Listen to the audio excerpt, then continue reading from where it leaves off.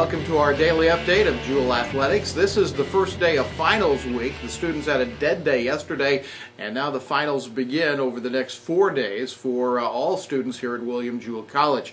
In athletics, baseball has a game tomorrow. It's a 3:30 start.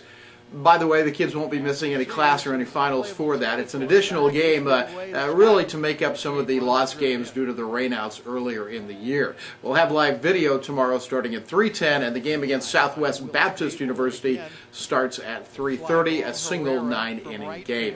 And tour up.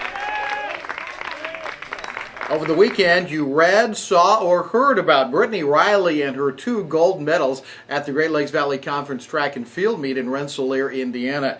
Brittany was good enough to come by and talk a little bit about those 2 gold medals and about being named the Great Lakes Valley Conference Female Field Athlete of the Year.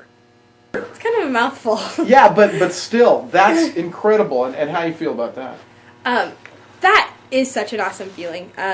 I'm the only athlete at Jewel who does all 4. Well, the only female who does all 4, and because I'm from Kansas, and so I can throw a javelin, and they're not worried about me hitting anyone with it. That's always good. And normally, I didn't throw javelin most of the year, just because last year I had a lot of pain when I was doing it, and so we kind of narrowed down our scope, and we said, okay, we're going to do 3 meets of javelin, and then everything else will just kind of come as it goes, and that's exactly what happened. And so getting that award just really felt like a huge accomplishment because there were so many excellent athletes, especially the girls from University of Indianapolis.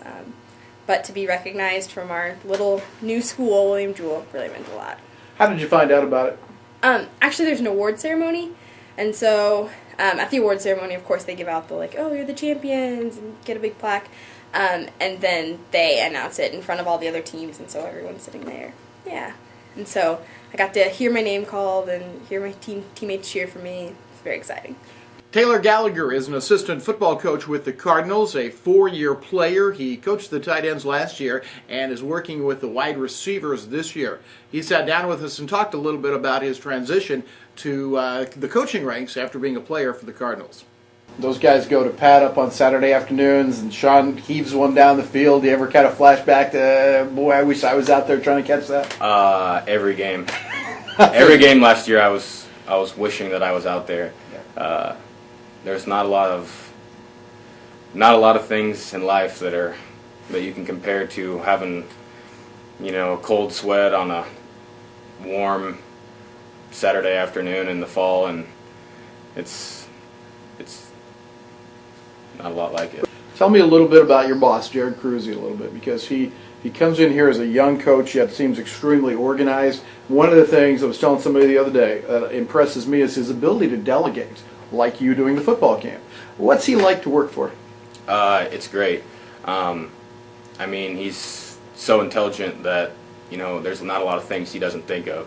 And he puts a lot of trust in us as assistant coaches. There's things that I'm handling that a lot of 24-year-old coaches across the country probably don't get the opportunity to deal with right away.